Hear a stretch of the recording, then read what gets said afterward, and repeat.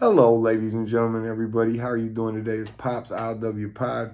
We're here and we're doing our Royal Rumble reviews. Uh, we're going to do the Royal Rumble 2000. This is a pretty famous Royal Rumble. This has the Mick Foley, Cactus Jack, Triple H, Falls Count Anywhere match. So we'll be doing that. It takes place in New York City, live from Madison Square Garden, the wrestling or sports mecca of the world. And it opens up with a hype package for the Triple H and Cactus Jack Street Fight for the WWE title. It's pretty interesting.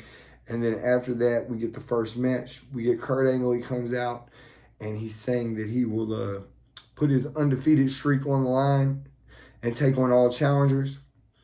And at this point, we get a pretty famous WWF debut. We get the human suplex machine, Taz, coming out. And Taz comes out and gets a giant pop, like a Road Warrior-esque pop in Madison Square Garden. The crowd goes crazy for Taz. Now, later on, I've heard Taz claim that getting this Road Warrior pop hurt his WWE run because everybody knew who he was coming over from ECW. And WWE really didn't like that. Also, there was rumors of him being unsafe from this match with Kurt Angle. Angle said it was crazy, but I guess some people in the back watching the contest thought that some of the suplexes were unsafe. Taz was on top of his game. The New York crowd was strongly behind Taz, too. And nobody really expected Taz to win a debut match, but he chokes Kurt Angle out with the Taz mission, the Taka Hajime. And it was kind of cool to see that Taz didn't drop the ball, that he come out there and he stretched Angle. Angle stretchered off. At this point, Taz wins.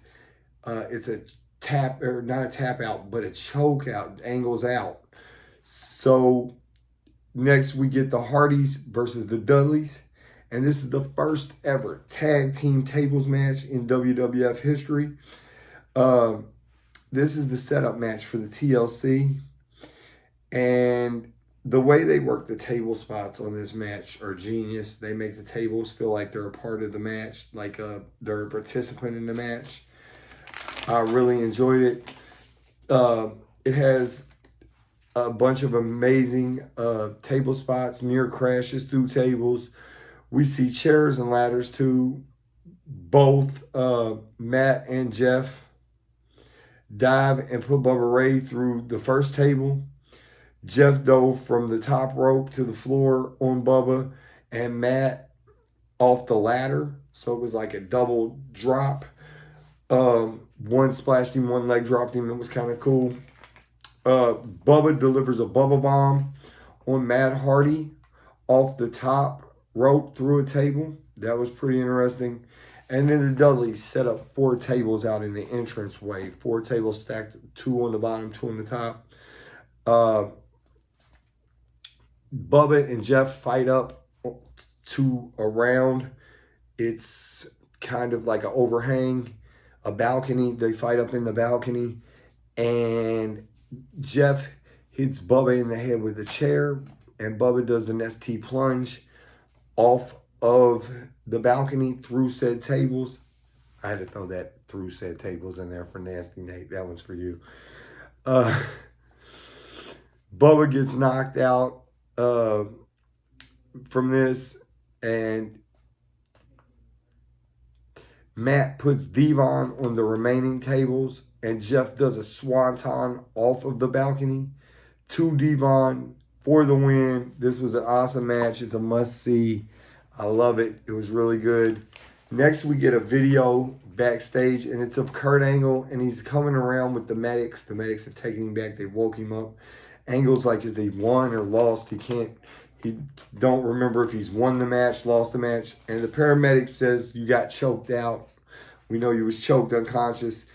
And he says at that point, then I'm still undefeated. So Angle is trying to keep his undefeated streak in by any means necessary.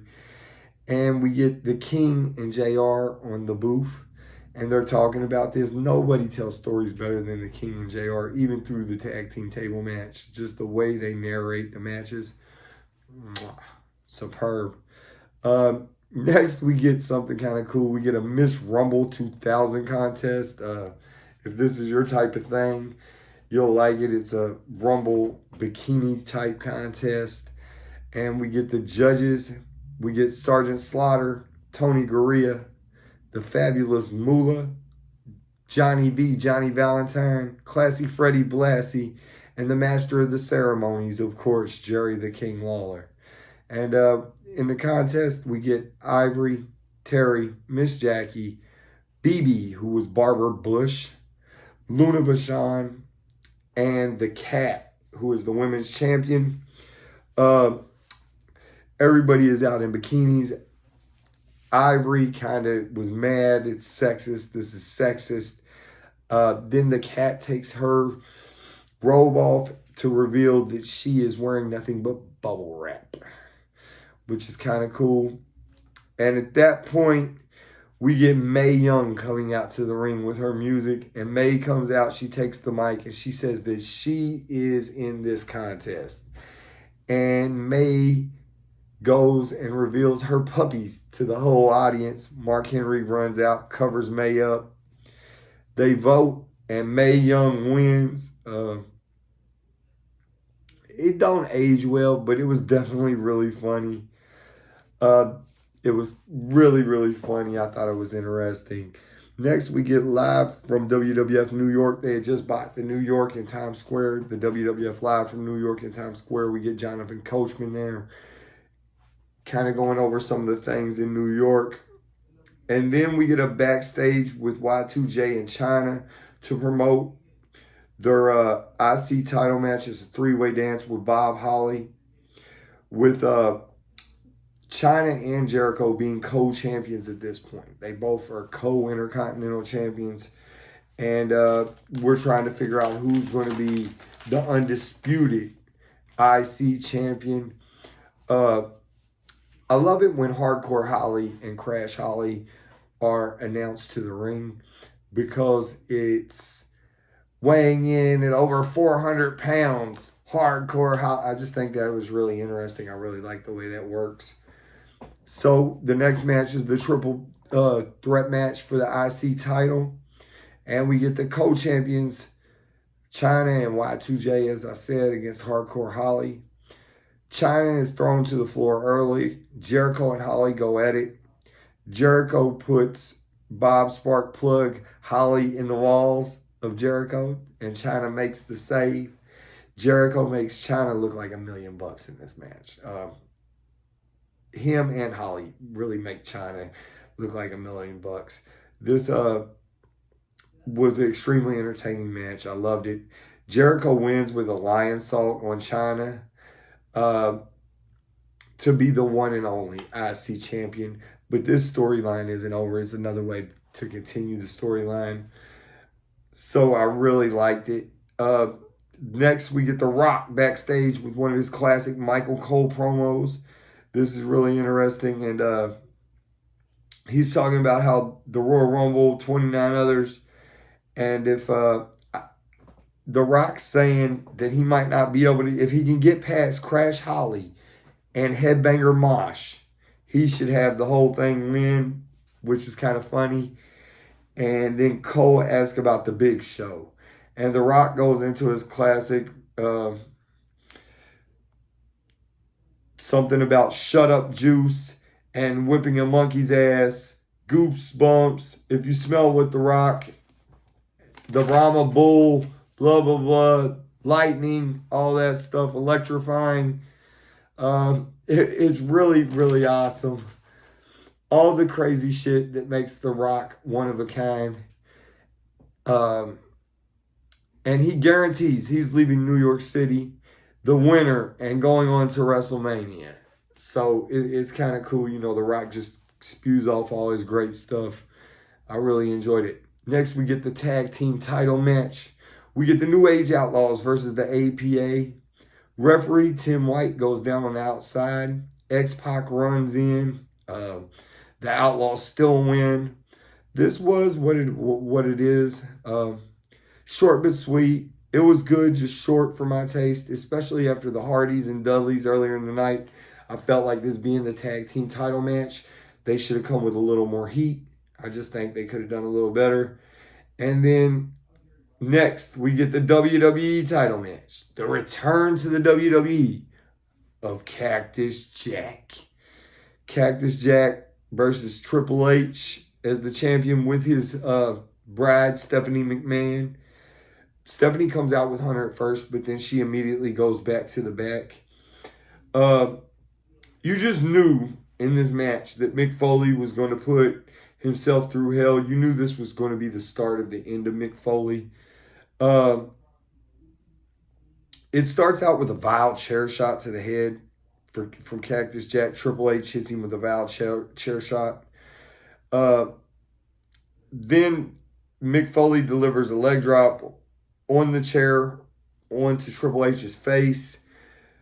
They end up fighting out through the crowd back into the entryway where Cactus uses the props that are out there and back body drops Triple H on a wooden pallet. When he does this, he ends up cutting Triple H's leg wide open. It's pretty nasty. And then they go and use every other part of the set. It was pretty interesting. Triple H delivers a back drop, a back suplex into a trash can. Cactus introduces a barbed wire 2x4. Triple H takes it and uses it on Cactus.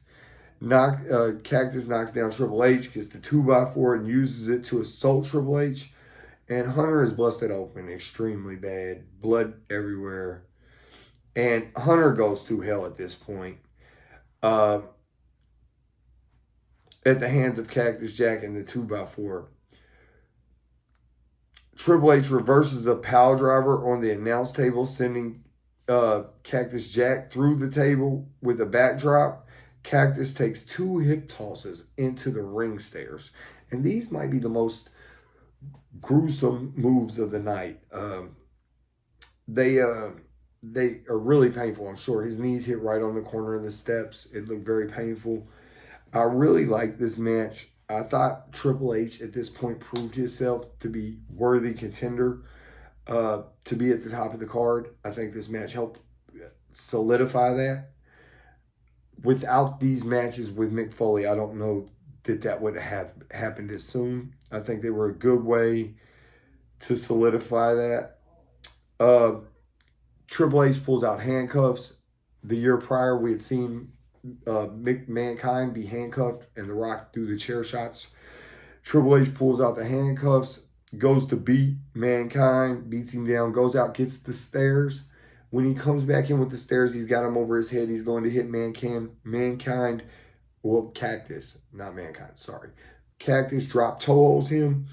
Boom, right over into the steps goes his head. So that was kind of interesting. I think this was probably one of the biggest matches of Triple H's career. At this point, both men are down. The Rock comes out. Hits Triple H with a chair. A cop working the security on the outside unlocks the handcuffs from Cactus Jack. Cactus Jack gets Triple H to the Spanish announce table and delivers a pile driver on Triple H on the Spanish announce table. The table doesn't break. Cactus Jack pulls out a bag from underneath the ring. We get millions of thumbtacks. At this point, Triple H reverses and backdrops. Mick Foley, Cactus Jack goes for a pile driver. Triple H reverses it, backdrops Foley on the tacks, then delivers not 1 but 2 pedigrees in the tacks to retain his title. However, he is stretchered out of the arena, but Cactus stops them on the way up the ramp, runs Triple H back down and runs him into the ringside, dumping him off the stretcher. Then he slides Triple H back in the ring and assaults the game one more time with the barbed wire 2x4, leaving Triple H lame. I just think this, as I said earlier, this match made Triple H a main event player. It was what was needed for Mick Foley on the way out. I think it was great. Tremendous match. Great storytelling. Had everything that you could want out of a world title match at a PLE. Next, we get the big dog, the Royal Rumble match. We start out with D'Lo Brown and Grandmaster Sexy Brian Christopher are the first two in the ring. From there, we get Mosh from the Headbangers coming in at number 3. Number 4, we get Christian. Number 5, we get Big Rikishi. And Rikishi comes in and eliminates, first he eliminates Mosh, then throws Christian out, and then D'Lo, leaving his friend Brian Christopher in the ring with him. It looks like they're about to fight.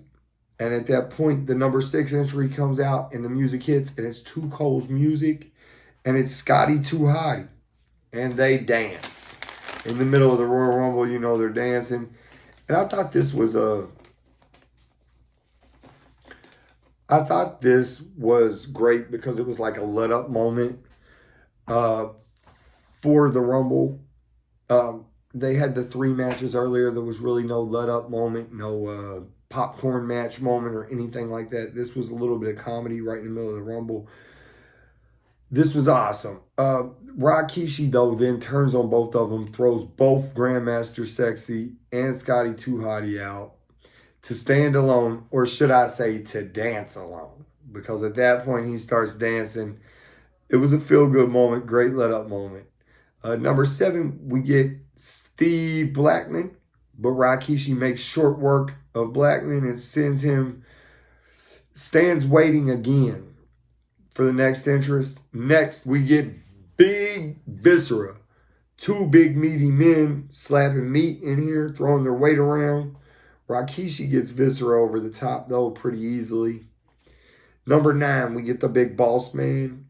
Then at number 10, we get Test. And Test will go on to be the Iron Man of this Royal Rumble. He lasts longer than anybody in this one. Number 11, we get the British Bulldog. This was at a point in Bulldog's career where Bret had done left. He had done with the WCW, hurt himself, was cashing in on his Lloyd's in London deal, and come back to work for WWE. This was right before he died. So it was good to see Bulldog in there. Number 12, we get Gangrel. 13, we get Edge. And then number 14, this is kind of crazy. We get Bob Backlund, the veteran, the surprise entrance. It's pretty cool. And at this point, everyone gangs up to try to toss Rikishi out, or to toss Rikishi over. They get Rikishi out of there. Number 15 is the IC champion, the undisputed IC champion, Y2J, Chris Jericho. He comes in and eliminates Bob Backlund. Crash Holly is number 16. Then at number 17, we get Chyna, and she goes right after Jericho, and she ends up eliminating Jericho, only to be tossed out herself right afterwards by the Boss Man. Next, we get Farouk, and as Farouk's coming out to the ring, the Mean Street Posse jumps him. They roll him in a ring. The Mean Street Posse beat him up, and then he is thrown out. Boss Man eliminates Farouk after the Mean Street Posse beats him down. At number 19, we got the Road Dogg. Number 20, we get Al Snow. Road Dogg eliminates the British Bulldog. That's kind of funny. I guess it's a dog-eat-dog world. A little cheesy there, huh? Okay, so number 21, we get Val Venus. Number 22, we get Prince Albert. And Prince Albert sends Edge packing. 23, we get Hardcore Holly. 24, we get The Rock. And he sends Boss Man over the top. 25, we get Mr. Ass Billy Gunn. The Rock eliminates Crash Holly. 26, we get the Big Show, Paul White. Big Show eliminates first Test, then Gangrel within 10 seconds of entering the ring. 27, we get Bradshaw. The posse tries jumping Bradshaw like they did Farouk earlier. He fights them off only to be thrown out by the New Age Outlaws immediately after fighting them off. Next, we get number 28, Kane. And Kane eliminates Val Venus right off the bat. 29, we get the Godfather. Kane eliminates Prince Albert. Then number 30, the last entrance, is X-Pac. And Al Snow eliminates Hardcore Holly. Big Show sends the Godfather over the top. The Rock eliminates Al Snow. Billy Gunn tosses his partner Road Dogg over. Kane sends Billy Gunn out. Then The Rock eliminates X-Pac, but the ref doesn't see it. So X-Pac rolls back in the ring.